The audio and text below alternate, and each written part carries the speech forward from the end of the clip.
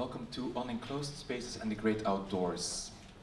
My name is Jeroen Peeters, this is David Weber-Krebs, and we have curated, and we will also host, this performative conference. We're both active in the performing arts as makers and researchers, and we've been doing these conferences since 2015. Well, this is the third, so we have a slow pace, you could say. We're also concerned citizens when it comes to climate crisis, and we like to think about these conferences as a way to also use the theater and the arts as a space of reflection and research around such topics.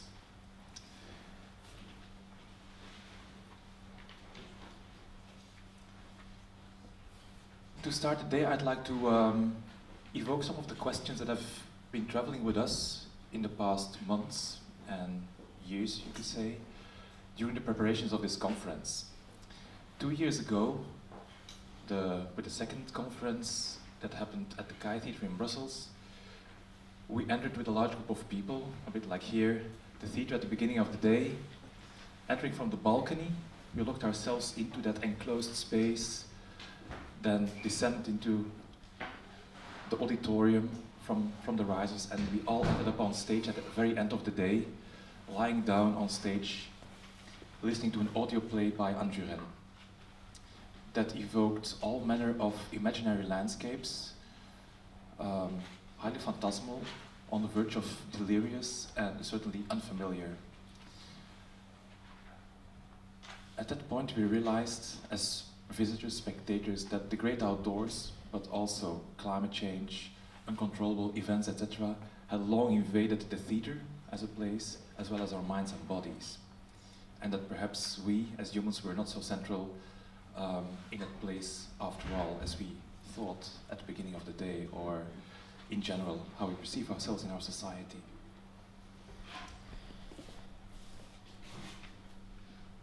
Now imagine here a theatre without walls. Like if the walls would be gone, the roof would be gone, there would be no distinction anymore between the outside.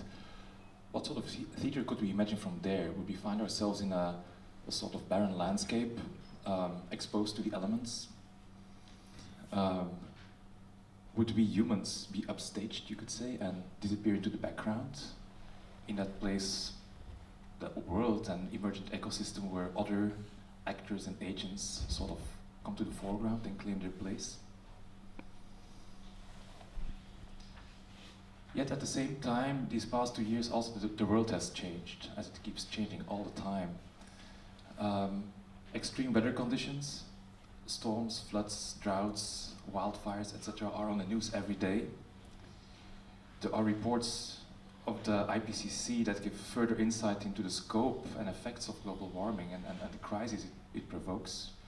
But we also witness, unfortunately, the failing implementation of the Paris Agreement, and at the same time also large crowds of citizens taking to the streets to protest, from Youth for Climate to Extinction Rebellion and so many other groups. You could say there is a mainstream awareness, an increasing mainstream awareness that also contributes to a debate and the political questions around it, and perhaps also creates a different context for us working in the arts to think about the role of arts within this entire debate. Perhaps it opens up different avenues. What is clear though is that there is no space outside of politics anymore, also not for artists. Current debates around white privilege, intersectionality, decolonial thinking, etc., they also strengthen the debate and the complexity around thinking around, say, climate justice, etc. So to go back to this image of the theatre without walls and roofs, perhaps it's too comfortable also to evoke just that horizon of a world without humans, if it bypasses all these political questions and matters. After all, we humans, and we is not quite an unequivocal we, I would say, are responsible and should perhaps also be accountable for our role in climate change and the crisis it provokes. Again, who is this we? Because the responsibilities and consequences are not quite equally distributed across the planet. But this brings us to the title, of the day. So an unenclosed space and the great outdoors, haunted scenes, decolonial ecologies. And there will be more to be discovered, but I pass now the mic to David. Good morning. So you probably all have received the program. So we will have a morning session that will last around 2 hours. Then we have a lunch, a communal lunch. Then an afternoon session. Then a coffee break. And then a final session. And we think that we will be finished like around 6:30 or 7, if everything goes right. The first edition of Unenclosed Spaces in the Great Outdoors happened here also in the Brakke Grund in 2015.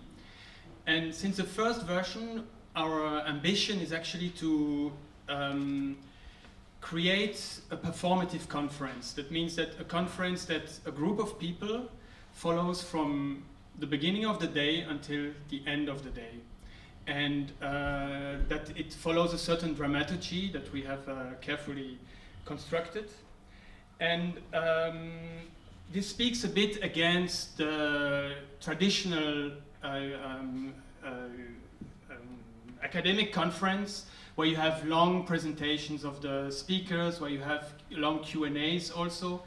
We all decided to bundle this in a second day that will happen tomorrow. We call it the Reflection Day. You are all welcome to join. It will be in Das from 11 o'clock to 3 o'clock, where we will try to unfold a bit the discourses that have emerged during this day. And there will also be a brunch served. So you are all welcome to join us.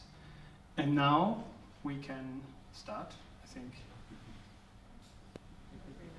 Okay, let's go. We'll enter through this door.